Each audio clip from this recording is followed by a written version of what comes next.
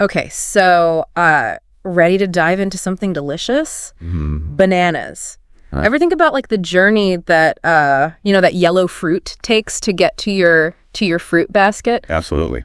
Well, we're going to peel back all the layers of the banana industry using this fascinating article I found. Sounds good. Get ready to explore a world of like genetic mysteries and fungal foes. Right. And you know what you can actually do to make a difference with your banana eating habits? Yeah. It's going to be a wild ride, so buckle up. Bananas are way more complex than they seem, that's for sure. Right. Like, did you know that most of the bananas we eat are seedless? Yeah, it's pretty wild. Yeah. I mean, how does a fruit even reproduce without seeds? Yeah. It's a question that baffled me for a long time. Yeah. Until I started looking into this. Yeah, it's really It all goes back to about 10,000 years ago in Southeast Asia.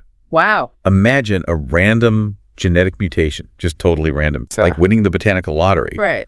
A banana plant just appears and it makes fruit, but no seeds. Yeah. Now, in the wild, this would usually be a dead end, right? Yeah, I mean, it wouldn't be able to reproduce. Exactly. Right. But thankfully for us, those ancient farmers saw something special in that unique fruit. So our ancestors kind of hacked the system a little bit? Exactly. Yeah. They figured out this clever workaround. Yeah. It's called vegetative production. Okay. Essentially, you take a cutting from the seedless banana plant. Okay. And you use that to grow a new one. It's like cloning, but for plants. Oh, cool. They just kept doing that over and over again. Yeah. And they created, plantations and plantations of these seedless wonders. Wow, pretty ingenious, huh? Pretty amazing, yeah. Yeah. Yeah, but, even though it's ingenious, Right. relying on just one variety, even a seedless one, creates a vulnerability. It's like putting all your eggs in one basket. Exactly. That's a great way to put it. And, that brings us to the story of the Gros Michel. Oh, okay. This was the banana back in the early 20th century. It was supposedly a real treat. Okay. Much sweeter and more flavorful than what we have today, the Cavendish. Really? Oh. Wow. Can you imagine, like, I don't know, a world without banana splits as we know them? Right. That was almost our reality. Almost, yeah. So what happened to this banana superstar? Well, it met its match. Uh-oh. This villainous fungus came along. Oh, no. They call it tropical race 1. Okay. TR1 for short. Yeah. It causes this disease, Panama disease. Right. It just swept through the Gros Michel plantations. Oh, wow. Like wildfire. Uh-huh. Wiping out crops worldwide. It was a true banana apocalypse. Oh my gosh. So the banana that we know and love today, right, the Cavendish, was just kind of waiting in the wings, right, ready to take over. Exactly. Yeah. It wasn't quite as tasty, apparently, as the Gros Michel, but it had one key advantage. Yeah. It was resistant to TR1. Oh. So it stepped in to fill the void, right, and became the new banana superstar. Oh, so problem solved then, right? Oh, if only it were that simple. Uh-oh. We found a disease-resistant banana. Right. We can all just, breathe a sigh of relief and enjoy our smoothies. Yeah. But it's not that easy. Oh, okay. Remember that vulnerability. Right, putting all our eggs in one basket. Exactly. Just when we thought we had escaped the banana apocalypse, a new threat emerged. A new strain of Panama disease. Oh, my God. Caused by a fungus called tropical race 4. Okay. TR4. Right, and guess what? The Cavendish isn't resistant. Cavendish is susceptible. Oh. So TR1 and TR4, they're like different strains of the same disease. Yeah, it's sneaky. That's kind of sneaky. Yeah. This TR4, it sounds pretty scary. It is. It's a serious threat. What makes it so dangerous? So picture this. Okay.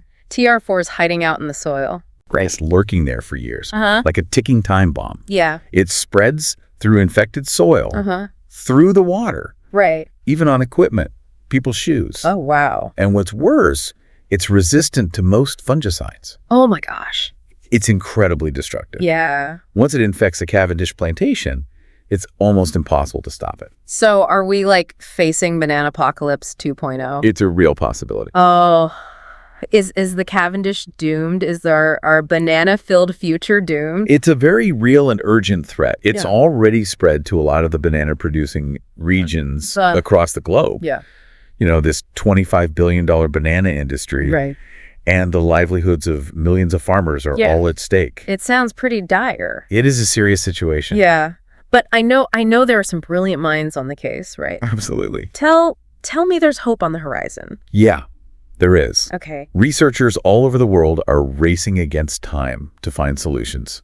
That's good. Some are exploring, the cutting edge of genetic engineering. Yeah. For example, there are scientists at the University of Maryland working on a fascinating approach. Okay. They're genetically modifying bacteria Really? to fight the fungus. That sounds like straight out of a science fiction movie. It really does. Yeah. What's the idea behind using bacteria? Well, it's based on this idea of harnessing the power of nature. Oh, okay. These engineered bacteria. Yeah. They're designed to attack and neutralize that TR4 fungus. Okay. Protecting the banana plants. Wow. Yeah. That's incredible. What other like scientific approaches are they looking at? Well, there's CRISPR technology. Oh yeah, I've heard of that. Imagine like microscopic scissors that can precisely edit genes. Yeah. That's basically what CRISPR does. Yeah. So they're using that to create Cavendish bananas that are resistant to TR4. So we're like editing the banana's DNA. Right. To fight off this fungal foe. That's mind-blowing. Pretty amazing stuff. Yeah. Yeah. Other researchers are focusing on more traditional breeding techniques. Okay. Trying to crossbreed the Cavendish with resistant varieties. Right.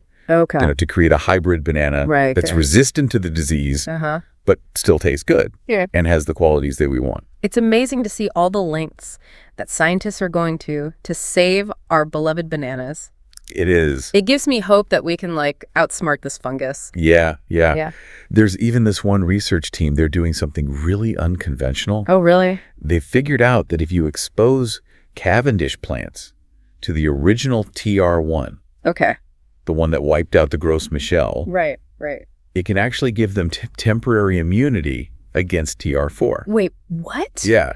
You're telling me that exposure to one disease can protect against another? Isn't that wild? It's like a vaccine for plants. Exactly. Yeah. It's a fascinating discovery. Yeah. And scientists are now trying to figure out how that immunity works. Right. And if they can make it last longer. It sounds like a very delicate balancing act. It is. But it's pretty exciting. It is exciting. To see all these different approaches. But, what's your take on all these potential solutions? Are they a silver bullet? I don't know about that. While these scientific advancements are promising, right, it's important to remember they're really addressing the symptoms, not the root cause. Okay. They're like putting a Band-Aid on a much deeper wound. So you're saying even if we conquer TR4... yeah, there might be a TR5 or a TR6 lurking around the corner. Right.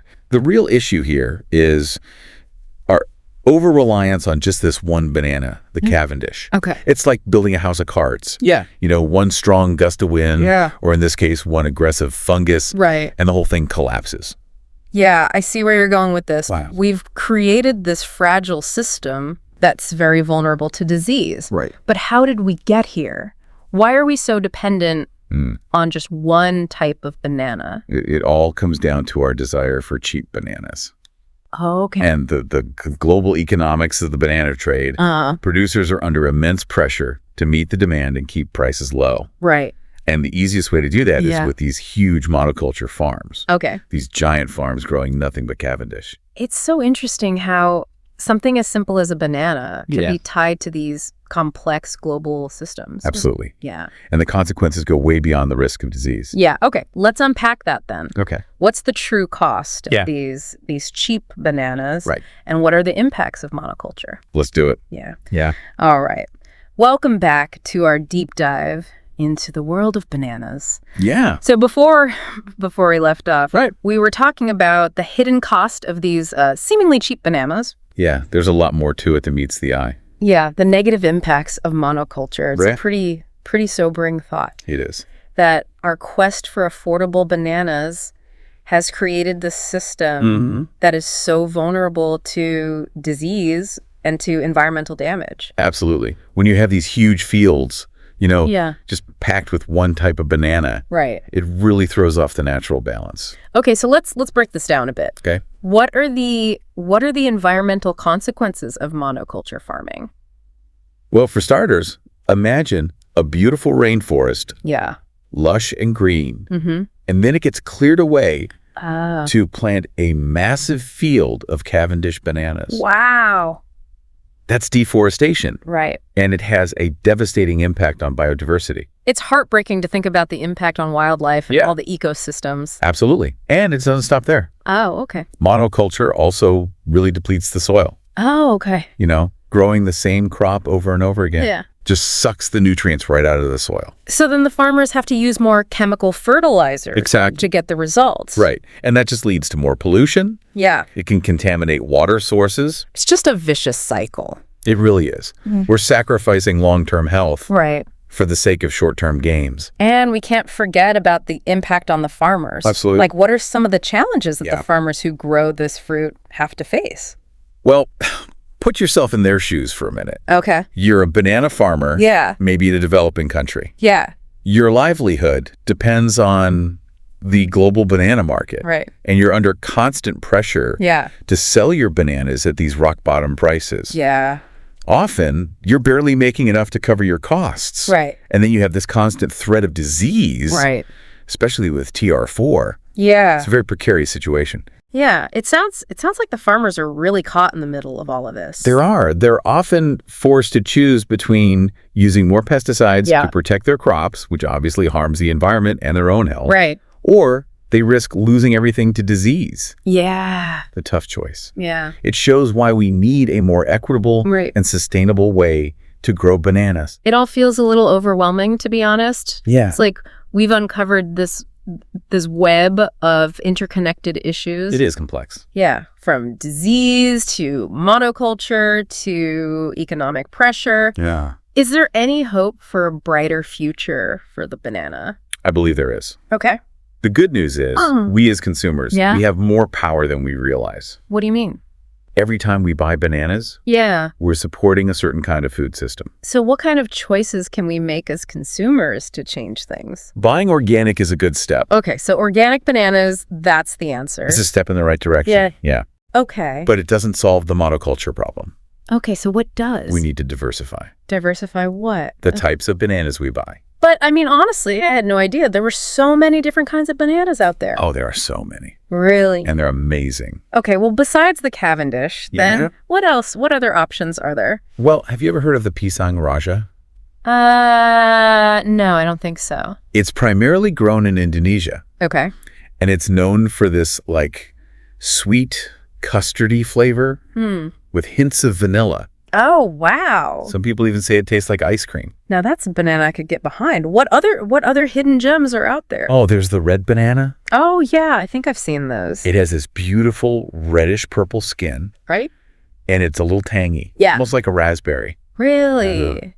That's cool. So it's about thinking beyond the Cavendish, right? Exactly. Embracing the amazing diversity of the banana family. Exactly. When we choose these lesser-known varieties, we help create demand for them. Okay. And that demand helps to create a more diverse and resilient agricultural system. It's pretty amazing to think that something as simple as choosing a different banana can have such a big impact. It really can. And even if we can't find, those exotic varieties at our local grocery store, what else can we do? Expand your fruit choices. Okay. Incorporate a wider variety of fruits into your diet. Right. That naturally reduces your reliance on the Cavendish. Right. And it supports a more diverse agricultural landscape. So it's not just about the bananas, it's about embracing a more diverse fruit bowl. Exactly. It's about making choices that align with our values. And it's about using our voices to advocate for a more sustainable food system. Okay, when you say advocate for change, what do you mean by that?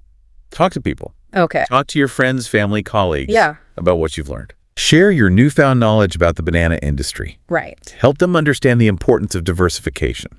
I like that. Spreading awareness is so important. It really is. What else can we do? Engage with your local grocery stores. Okay. Ask them about their sourcing practices. Okay. Encourage them to stock a wider variety of bananas. Okay.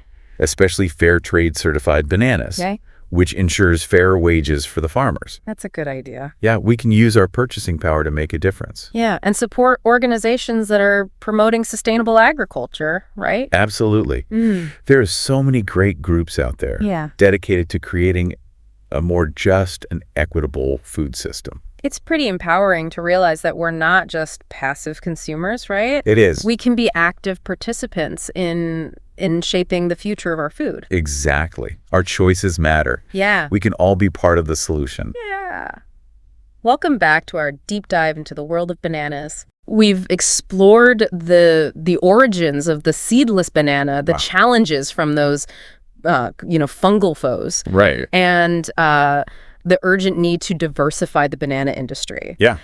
But there is hope, right? Well, absolutely. Okay. In fact, what if Yeah. this banana apocalypse, Right. this threat of losing the Cavendish, Yeah.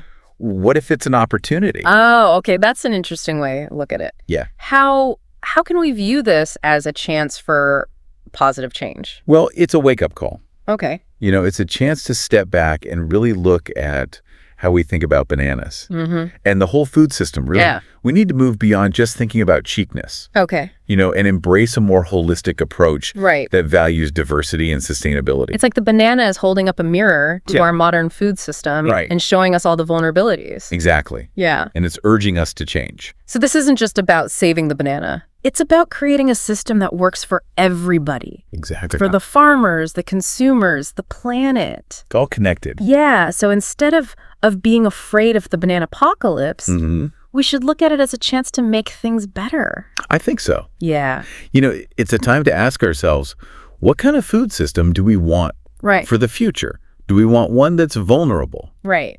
or one that's resilient? Yeah. One that can actually nourish people and the planet. That's a great point. Yeah, It's empowering to think that we actually have a choice. we do. Yeah, we can choose a different path. Absolutely. And create a future where our food is grown in a way that's good for everyone. That's the goal.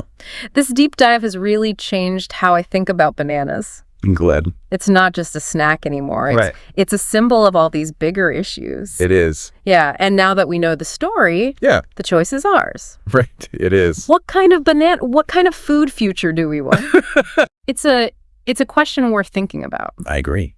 Thanks for joining us on this deep dive into the world of bananas. It was my pleasure. We hope you learned something new. Yeah, And we encourage you to keep learning about this amazing fruit absolutely. and how we can create a better food system for everybody. Yes, definitely. Until next time, happy snacking.